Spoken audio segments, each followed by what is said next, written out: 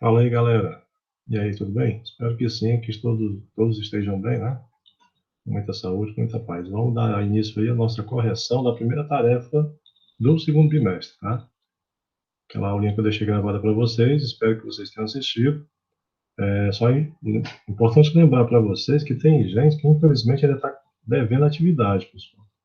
Vamos tentar fazer as tarefas. Se tiver dúvida, me procura, certo? Dá uma passada de mensagem aí no WhatsApp, ou até liga se precisar, para a gente tentar resolver. Quem tiver com dificuldade de acesso às tarefas por conta de não ter ou um celular ou internet, fala comigo para a gente tentar resolver junto com a coordenação da escola, tá bom? Mas é isso aí, vamos lá. A primeira atividade do segundo bimestre fala sobre o classicismo, né? Quem assistiu a nossa aulinha lá deve ter visto. Quem respondeu essa atividade tendo assistido a aula, com certeza fez muito fácil, né? Sem dúvida nenhuma, deve ter errado nenhuma questão. Está bem mastigado o conteúdo, vai ser bem fácil também para quem assistir, quem ainda não assistiu nesse momento. Então vamos lá. Primeira questão, a gente lembrando aqui o nosso assunto, é o classicismo, né? O classicismo é o quê? É uma época lá entre os séculos XV e XVI que teve um movimento artístico, literário dentro da Europa, né, atingindo vários países, principalmente os países mais ricos naquele momento. Vamos lá para a primeira questão. Qual o nome dado ao estilo literário que surgiu na época do Renascimento Europeu, entre os séculos XV e XVI, em que as produções literárias eram chamadas de literatura de informação, pois registravam fatos reais, mesmo que, em algumas vezes, esses fatos reais fossem aumentados, né? Porque, como eu falei para vocês na aula, os artistas eram contratados por quem tinha dinheiro, né? Os grandes comerciantes, ou a família real, pagava lá um dinheiro interessante para eles, e eles faziam aquilo que o mandante, né, o pagador estava querendo. Então, passar por herói, passar por gente boa. Eles faziam bastante isso naquele tempo também. Até hoje ainda se faz muito isso, né? Infelizmente, às vezes a verdade é meio deixada de lado. Bom, mas qual seria esse estilo literário que surgiu na época do Renascimento Europeu, nos séculos XV e XVI, né, entre os dois séculos, em que havia essa literatura chamada de informação? Claro que a resposta é mais do que óbvia, mais do que fácil, até porque eu já falei agora há pouco, né, no início da aula, só pode ser o nosso classicismo, tá? Relembrando um pouco da aula que eu deixei gravada no finalzinho do primeiro bimestre, eu citei todos esses movimentos aqui, o arcadismo, o barroco, o classicismo, o romantismo, o simbolismo, dizendo para vocês que nós iríamos estudar cada um, né, durante agora o ensino médio, certo?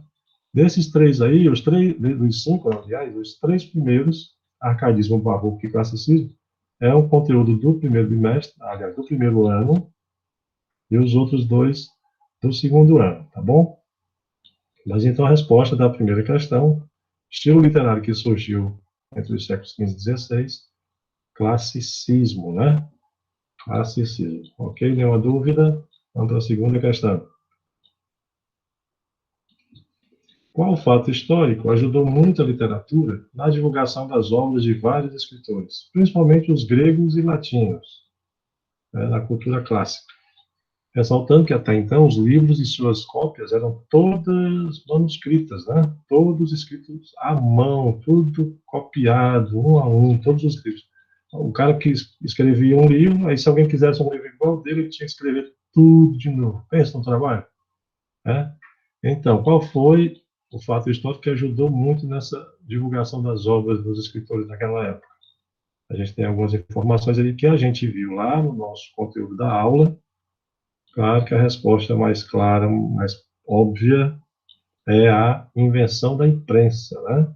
Que é a máquina de tirar cópia daquela época, né? Quando o cara inventou a máquina de tirar cópia, pronto. De certa forma, acabou o trabalho dos copistas. Era uma profissão que existia naquela época, né? O copista. O cara que recebia dinheiro só para copiar livros e mais livros, né? E aí, depois que Gutenberg, que é um alemão, inventou essa máquina, né, chamada imprensa, tudo ficou mais fácil. Ok? Então, esse foi o fato histórico que marcou o aumento da literatura em relação à quantidade de livros publicados, consequentemente na leitura também. Tá bom? Questão 3. Entre as principais características presentes nas obras literárias dos escritores do classicismo, marque a alternativa que não corresponde a uma delas. Ou seja, das 5 aí, 4 são características das obras literárias dos escritores do classicismo, uma delas só não é. Então, quem viu a nossa aulinha lá, deve lembrar, né? A gente viu que existia o predomínio da razão, eles deixaram a emoção um pouco de lado quando escreviam, e deixavam a razão falar mais alto. A mitologia também apareceu com muita força, eles trouxeram a mitologia de volta para a literatura. O universalismo, que era quando eles pensavam de uma forma mais coletiva, né? Também estava presente. A busca pela perfeição das formas na hora de escrever, fazendo rima, fazendo a métrica certinha, a quantidade de sílabas certas em cada verso, de cada estrofe. Tudo isso estava presente nas obras literárias do classicismo. A única que não estava aí era a letra A, apego à natureza, ou bucolismo. Essa característica não estava presente no classicismo. Ela vai aparecer em conteúdo que a gente vai ver mais um pouquinho na frente desse ano ainda, tá? Mas não era do classicismo. Então, questão 3, resposta certa, letra A. Quarta questão. Marca a opção que traz o autor e a obra mais importante do classicismo. Obra esta que é uma epopeia que tem como assunto principal a viagem marítima de Vasco da Gama às Índias, mas traz também exemplos de heroísmo, descoberta de novas terras e mitologia. Qual seria essa obra e esse autor? Voltando, mais uma vez, eu bato bastante nessa tecla. Quem assiste a aula responde tudo mais fácil. A gente tinha esses 4 caras sendo citados na nossa aula, né? Só que o mais importante deles, e a obra mais importante também desse período, é o Luís Vaz de Camões com Os Lusíadas, certo? Foi o escritor português mais importante dessa época e de muito tempo, por muito tempo, ele é considerado um dos maiores escritores de Portugal. Os outros são secundários, né? Coadjuvantes, Antônio Ferreira, Bernardino Ribeiro e Francisco Sá de Miranda. Ok? Então, resposta certa na questão 4, letra D. Luís Vaz de Camões. Questão 5, em relação justamente à obra que a gente acabou de falar, na 4, a obra-prima de Camões, Os Lusíadas, tem algumas características peculiares em relação à forma e ao conteúdo. Listamos abaixo algumas delas, com exceção de... Então, a questão parecida de novo com a questão número 3, né? 4 são características do livro Os Lusíadas, de Camões, e uma delas não é. Tá certo? Então, lá no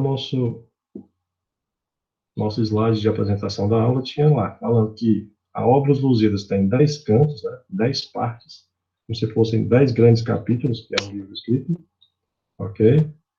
Fala lá também que ela tem, toda a obra, 8.816 versos, então, são 8.816 linhas escritas, tem 1.120 estrofes, e conta muita história envolvendo quem? Os reis e heróis de Portugal. Tá? Só não fala na obra de Camões sobre o descobrimento do Brasil.